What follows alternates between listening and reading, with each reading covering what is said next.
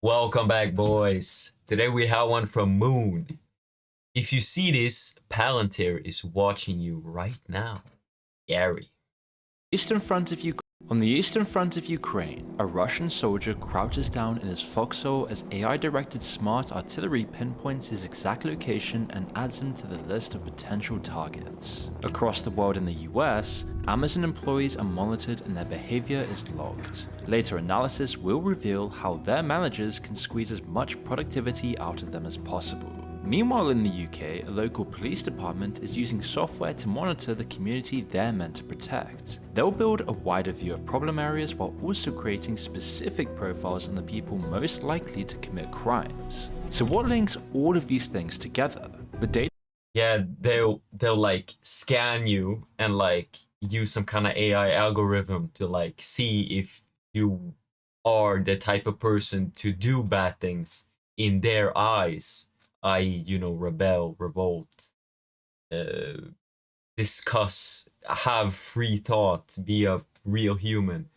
They're gonna like see everyone. They have all the data, and it's such a dystopian, scary idea, this thing. Data analysis giants known as Palantir, whose software models are embedded in every level of society. And who's really pulling the strings there? Well, it's time to introduce you to the main characters behind this new Orwellian takeover, starting with Peter Thiel. Peter Thiel can trace his multi-billion-dollar fortune and his immense levels of power to his founding role in PayPal. Thiel was at the heart of the so-called PayPal mafia. You might know some of the other members, the creators of LinkedIn, the co-founders of YouTube, the CEO of Yelp, or even Elon Musk. Now, lots of future technocrats involved with PayPal learned key lessons at the company, lessons which taught them how to make far more money from their own endeavors later on. As the one CEO of PayPal and one of its biggest shareholders, Thiel was a central figure and he was no different. Of course, Thiel has been well known as a visionary investor for quite some time, with a lot of his reputation coming down to how he was the very first person to invest in Facebook. His $500,000 angel investment was estimated to have been sold for over $1 billion when he finally left the company. However, for years, Thiel was also certain that underwater homes were gonna take off, and he put millions into companies pushing these pipe dreams. So they weren't all winners, as you'd expect. But at PayPal though, Thiel learned about the importance of data and data analysis. You see, it all revolved around one of the biggest problems for PayPal when they were just getting started: fraud. A former marketing director called Eric Jackson wrote that the company was losing $2,300 every single hour to fraud at one point in its rise. At first, the company used the same methods as traditional banks to try and stop it, but the international, digital, and instant nature of the service they offered made this untenable in the long run. And so they needed some Silicon Valley innovation. One new method was the early adoption of what we now know as capture technology.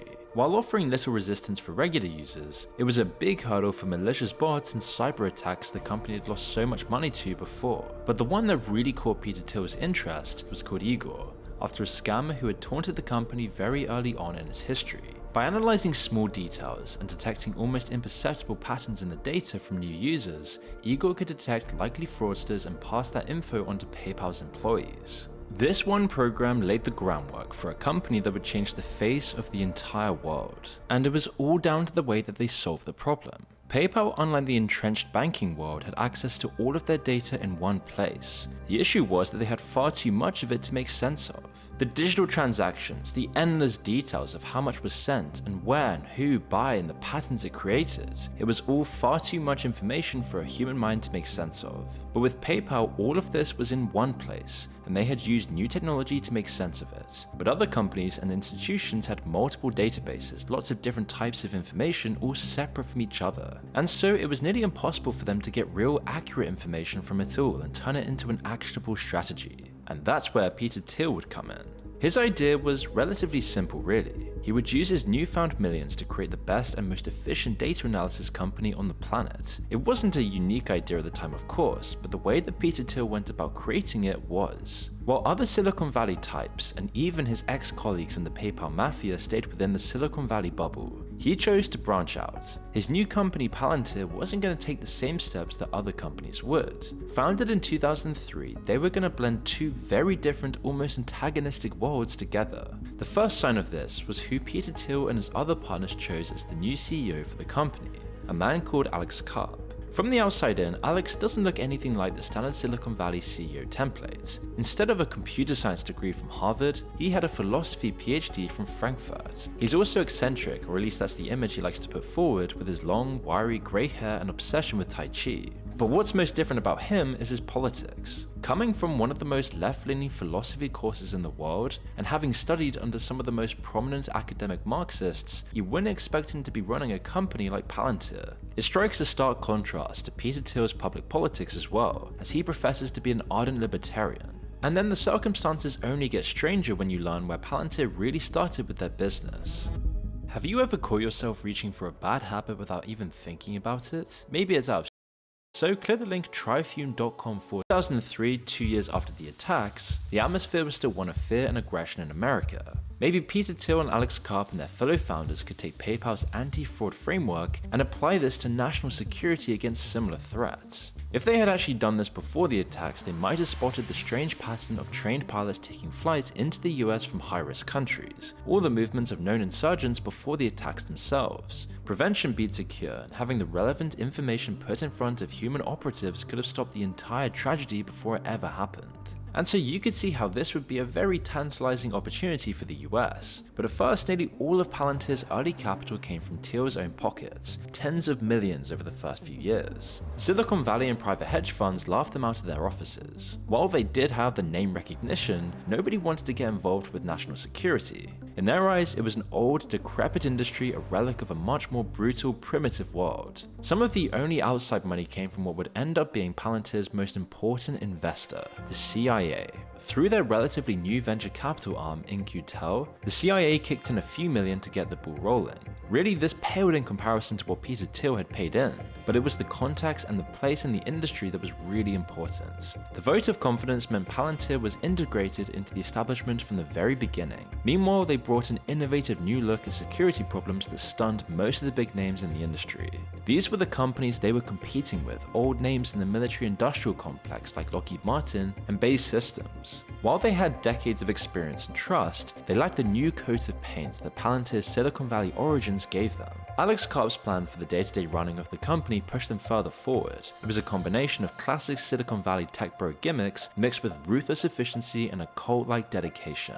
Palantir offers famously low salaries, but it's the company culture that keeps people there. They have the same offerings of beanbags and video game consoles that other Silicon Valley companies do, but they also encourage incredibly long hours. And interestingly, Alex Karp put no focus whatsoever on sales, sending out the same people who made the software to pitch it to clients. With all of this talk of company culture though, it's really easy to underestimate the power they could theoretically wield. If a company or a government agency hired them, they were giving them access to all of the data they had. Palantir would feed it into their software and give them solutions they asked for. But did they store the data? What did they learn from it even if they didn't store it? Each client made Palantir's software smarter and made it see clearer. Knowledge is power, and Palantir turned data into knowledge. For the first few years, the company was almost entirely integrated with the CIA. They were both one of its biggest investors and its only client, drip-feeding it contracts as it slowly grew over time. Lots of this early work was based around in-house data management. The CIA already had plenty of information, they just needed someone to link together and consolidate their separate databases. Then the project expanded to their government organizations and Palantir integrated their information as well. All of this was then put into a unified platform, which government employees could easily access with the right clearance. Though the first real test came with the war on terror. There's no other arena where data and knowledge is more important than military intelligence. It was especially true in the kinds of wars America was fighting where they lost far more men and vehicles to roadside IEDs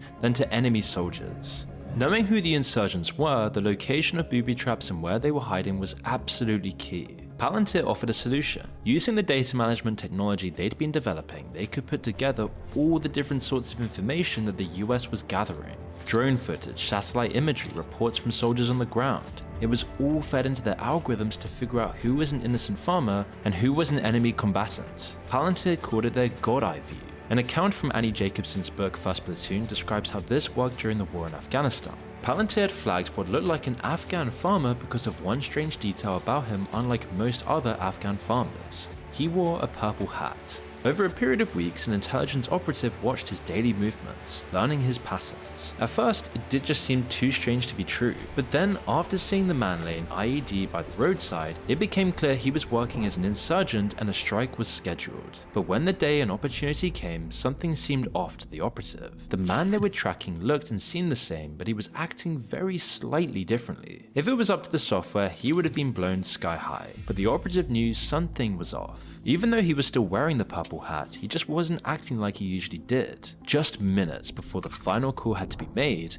the real target emerged from his home and confirmed the operative's suspicions. The person they'd been tracking the entire day was someone completely different, someone completely innocent. With just moments to spare, the operative called off the strike. And it's these kinds of mistakes that were dangerously common at first. When they rolled back the tape, it turned out that a glitch in the camera system they had used made a different man's hat look purple, and that had caused the confusion. But over time, Palantir's systems got much more sophisticated. Soon, they began being able to accurately predict people's future movements. We know of all of this because someone in the loop talked about it after the fact, but we don't know how many mistakes they usually make or think they made. The data is just obviously not publicly available to us, but it hasn't stopped this technology developing incredibly quickly, and the effects are harder to see. Palantir may have well prevented lots of bad things from happening, but it might have also caused lots of them as well. All the mistakes they made and the patterns they saw led to real-world actions. Soldiers almost certainly interrogated innocent civilians because the system flagged them as untrustworthy. Harsh measures and military force will have made regular people more bitter and angry, pushing them towards insurgency. There's nothing to gain in making something more efficient if the war itself is useless and endless anyway, only creating more conflict later on. An endless series of wars is perfect for Palantir though, as it lets them test out their gadgets in various war zones across the world, optimizing their system to be as deadly and accurate as possible. And today, we can commonly find it in use in Ukraine and Gaza. And now, most of the job is just done by AI, with very little human intervention or decision required. A kind of chatbot-style program provided by Palantir offers up suggestions to commanders like a waiter making recommendations off a wine list. But they're also now getting into hardware, building AI-powered tanks and other weapon systems. And with the world going in the direction it currently is, it's absolutely no wonder why everyone's now talking about them and their stock has shot up dramatically. As this technology and integration with the US deep state would be enough by itself to make Palantir incredibly powerful. But it definitely isn't enough for Alex Karp, Thiel, or Palantir. Instead, they decided to turn their gaze inwards to use the same surveillance technology on the home front. Using these same systems, Palantir has been an essential partner of police forces across the West for years now. They've been most famous for their software that lets police departments engage in something known as predictive policing. In the same way that Palantir predicted which Afghan farmers were insurgents, they can also predict which regular people are involved with crime. Based on all the data that police forces have about people, they can draw up district or city-wide maps of where crime is likely to occur. They can then suggest patrol routes, where to station officers, and even which people to arrest. These systems often do nothing to actually counteract the inherent bias in the data they're given. When police patrol more often a given area, they find more crime and make more reports. That then gets fed into the system, which tells the police to invest more resources into that specific high crime area. But this is definitely not the worst part of the system though. You see, Vice obtained documents given by Palantir to a California police force they had a contract with in 2016, and the details were shocking. With their easy-to-use system, a police officer could simply type someone's name in and learn a staggering amount of information about them. Palantir would tell them what their email address was, their phone number, their date of birth, and their address. With just a license plate number, it could look at footage from public CCTV and figure out specific locations you'd been over a period of years, building up a complete pattern of movement. It could even link you to other people you spend time with and find out info on them as well. This is an invaluable tool in the hands of someone looking to control people. Both Orwell and 1,000 historical dictators couldn't have dreamed of a more effective tool for keeping track of their people's movements, patterns, and inner private lives. So aren't we lucky that our leaders are so much more responsible and trustworthy? Unfortunately, it isn't just policing either. Palantir has gotten its claws into every level of government. Bro, we're cooked. In the UK, the National Health Service recently signed a deal to hand over the entirety of their data, a treasure trove of medical records and patient info, to Palantir. And the laughable thing is that they don't get paid for this. In fact, it's the UK taxpayers that are paying Palantir $500 million to manage and analyze this for the government. This data, which should have remained private anyway, is invaluable for fighting future pandemics and assessing how effective different treatments are. Experts have described this as being one of the most valuable resources the UK had. The US had nothing to compare because of its separated private healthcare system. It's like Saudi Arabia paying a private company to take their oil off their hands. And now it's in Palantir's hands, along with all the confidential patient data that came along with it. The irony of all of this is that Palantir's biggest investor, founder, and shareholder, Peter Thiel, is keen on advertising how libertarian he really is. He pays lip.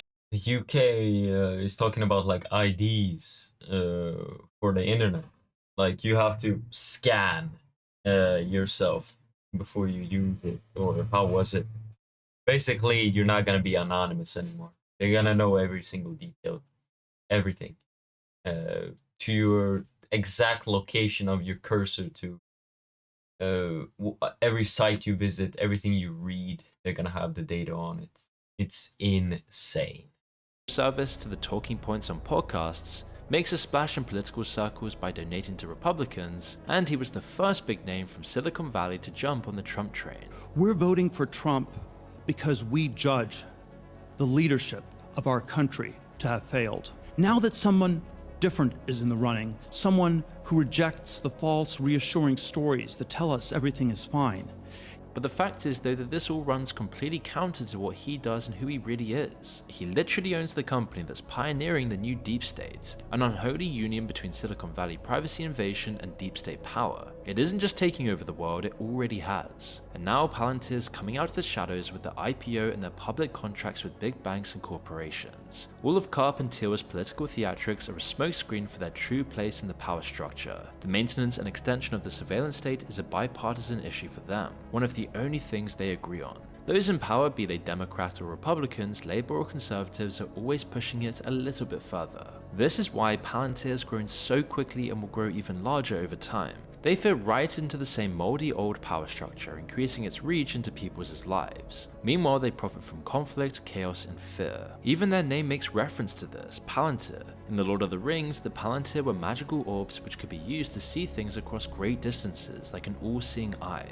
Alex Karp insists that the company's role is to protect the Shire. The way you dominate the future is you dominate the present. I want America to be American in 1,000 years. And they often boast about all the tragedies they prevented over the years, but people never asked for their sinister protection.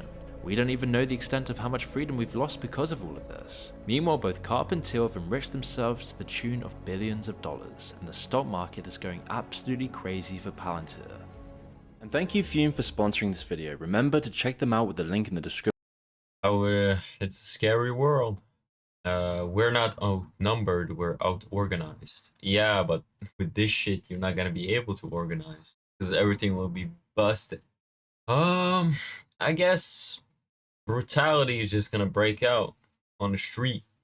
But how long until that, right? The quality of life in the West, in the US, is getting worse, and people are, the state of their lives are just getting worse and worse and worse.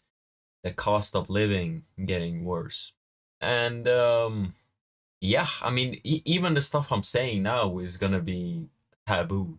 It's not gonna be allowed, especially in like the UK.